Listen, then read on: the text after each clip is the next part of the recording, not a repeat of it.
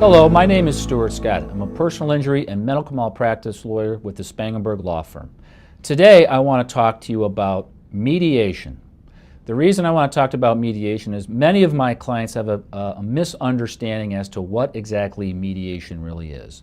Most of my clients believe when they go to mediation, the mediator is going to either decide their case or determine how much their case is worth.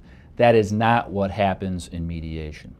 Now, when we have clients come to our firm, we prepare the cases for trial. But the reality is most cases settle. And one of the best mechanisms to get cases settled is through the process of mediation. Some mediations are ordered by the court that you're required to go through, but most mediations are done at the discretion of the parties, or known as voluntary mediation, where both parties agree to do it, and they decide who the mediator will be. Now, most mediators, almost all mediators, are lawyers. Many of them are retired judges.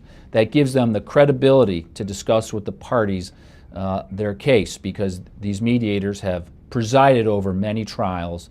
They know the pitfalls of all cases, and they also can tell the parties really in the real world what their cases might be worth.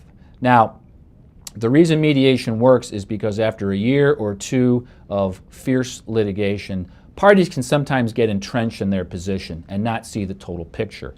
It is the job of the mediator to discuss with both parties both the strengths and the weaknesses of both their case and their opponent's case, so that all sides can see in reality the strengths and weaknesses of the case that will affect whether they win the case, lose the case, and what the value of the case might be. Now, in most mediations, your lawyer will provide the mediator ahead of the mediation with some written materials that will explain the case. Maybe expert reports, depositions, key documents. The mediator will understand before the mediation starts what the key issues are in the case. Now, on the day of mediation, your lawyer will typically make a short opening remark to the mediator and to the other side, either emphasizing certain points that are in the mediation statement or highlighting for the mediator certain things about the case that he or she feels is important, and the other side will also have the same opportunity. After those opening statements, and the mediator may ask some questions of the lawyers about the case, but after those opening statements are completed, usually the mediator will put the parties in different rooms and then begin the process of discussing with each side, their lawyer and the client, his view of the strengths and the weaknesses of the case and how he evaluates the case, and he'll do so privately. And then he will then begin the process of negotiating back and forth until hopefully a resolution occurs. Now, in some cases, mediation is successful over an hour or two on simple cases. But in more complex cases, the mediation process will take a day or sometimes even several days. Now, the reality is mediation won't settle every case, but the good mediator will stay with the case even if it doesn't settle right away.